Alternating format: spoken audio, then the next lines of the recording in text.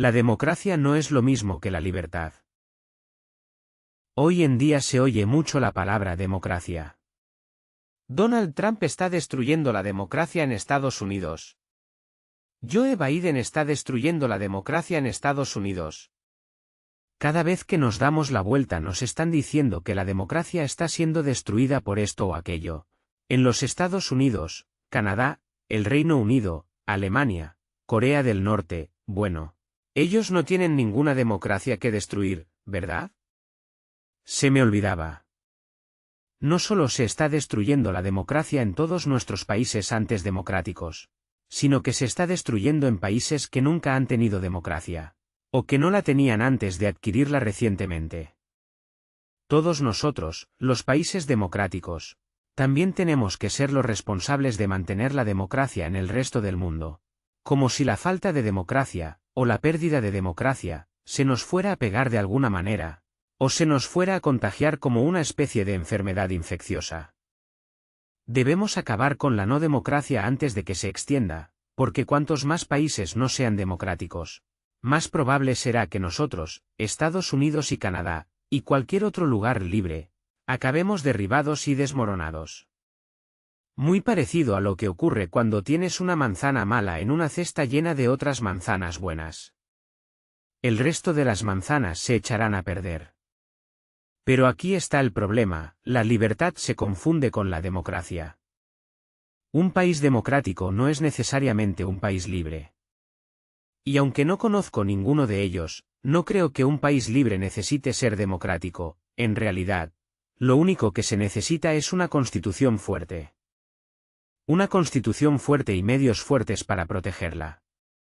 Incluso los países que dicen ser democráticos no son libres, a menudo ni siquiera son democráticos.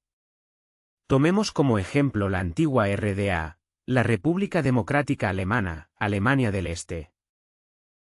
Era claramente un país comunista que concedía muy poca libertad a la población.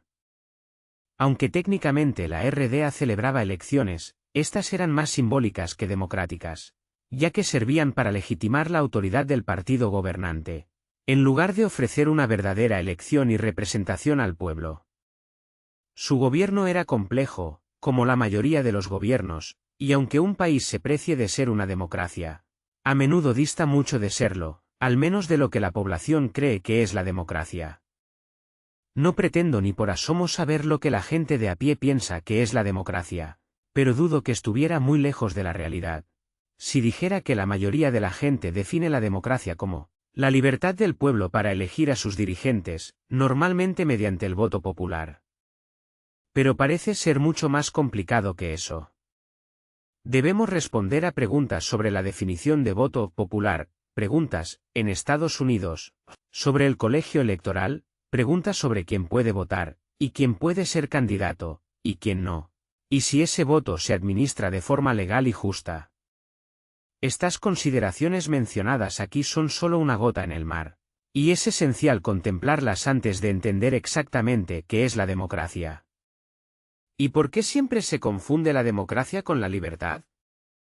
Si cualquiera de las complejidades anteriores no se trata de forma justa y transparente, se puede construir fácilmente un sistema corrupto de votación, que pierde por completo el sentido de la libertad de elección. Voy a poner el ejemplo de la antigua República Democrática Alemana.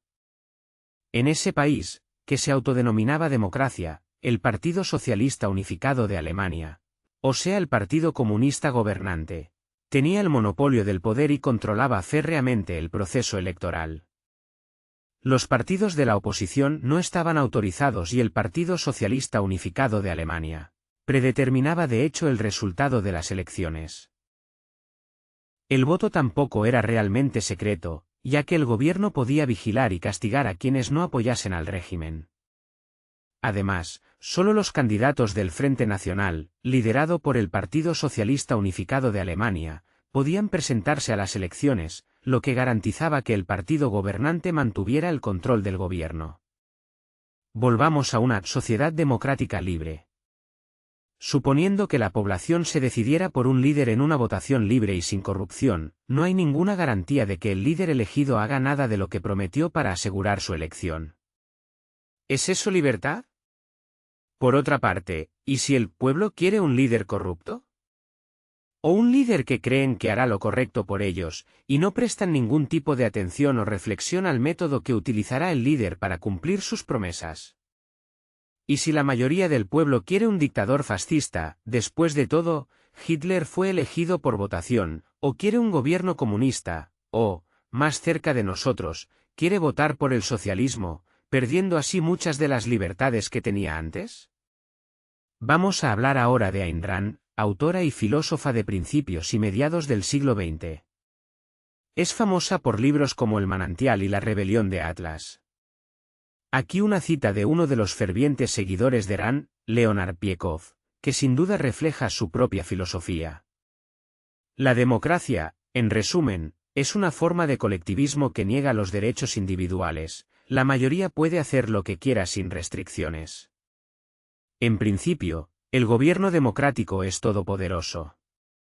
La democracia es una manifestación totalitaria, no es una forma de libertad. Y una cita directamente de la propia Rand, que se encuentra en el capítulo 12, Teoría y práctica, de Capitalismo, el ideal desconocido. Esto significa que la mayoría puede eliminar por votación los derechos de una minoría y disponer de la vida, la libertad y la propiedad de un individuo hasta el momento en que sea capaz de reunir su propia mayoría. Esto, de alguna manera, garantizará la libertad política. Pero el deseo no la convertirá en tal, ni para un individuo ni para una nación. La libertad política requiere mucho más que el mero deseo del pueblo. Requiere un conocimiento enormemente complejo de la teoría política y de cómo aplicarla en la práctica. Fueron necesarios siglos de desarrollo intelectual y filosófico para alcanzar la libertad política. Fue una larga lucha, desde Aristóteles hasta John Locke y los padres fundadores. El sistema que establecieron no se basaba en el gobierno ilimitado de la mayoría, sino en su opuesto, en los derechos individuales, que no debían ser enajenados por el voto de la mayoría o la conspiración de una minoría. El individuo no quedaba a merced de sus vecinos ni de sus dirigentes. El sistema constitucional de frenos y contrapesos se ideó científicamente para protegerle de ambos. Tengo que admitir que no soy un ferviente admirador de las filosofías de Rand, pero esta parte tiene sentido para mí. Hace poco vi en Netflix un documental de 9 partes titulado Punto de inflexión, la bomba y la Guerra Fría. A lo largo de esta producción maestra de propaganda, me adormecí con la palabra democracia. Democracia esto, democracia aquello. Deben de haber pronunciado la palabra 1000 veces al describir la importancia de preservar la democracia, en este país y en aquel país, sobre todo en lo que respecta a Ucrania. Muy pocas veces articulaban la palabra libertad. Y parecía que la única ilustración de libertad en estos países amenazados con perder su democracia, eran las multitudes protestando. Sí, la libre reunión y la protesta pacífica son, en efecto, un ejemplo de libertad. Pero no es el único, y no es la única libertad que la gente pierde cuando está gobernada por un gobierno totalitario. Puede que las masas que protestan contra el gobierno sean un ejemplo de democracia, pero es solo un aspecto de la libertad. La libertad de prensa, la libertad de expresión, la libertad de culto, la libertad frente a la tiranía de la medicina, la libertad de ser un ser autónomo con derechos inalienables. Y así sucesivamente. No odio la idea de la democracia o del gobierno de la mayoría. Sin embargo, en el mejor de los casos, presenta problemas, como tan elocuentemente señaló Rand. Sin embargo, por lo que estamos viendo en nuestro mundo actual, la democracia definitivamente no está en su mejor momento, y los poderes fácticos manipulan la palabra para que signifique lo que más les conviene. La batalla a la que tú y yo nos enfrentamos no es una batalla por la democracia, es una batalla por la libertad. No dejes que te engañen haciéndote creer lo contrario. Fuente, Of Guardian. Traducido por Counterpropaganda.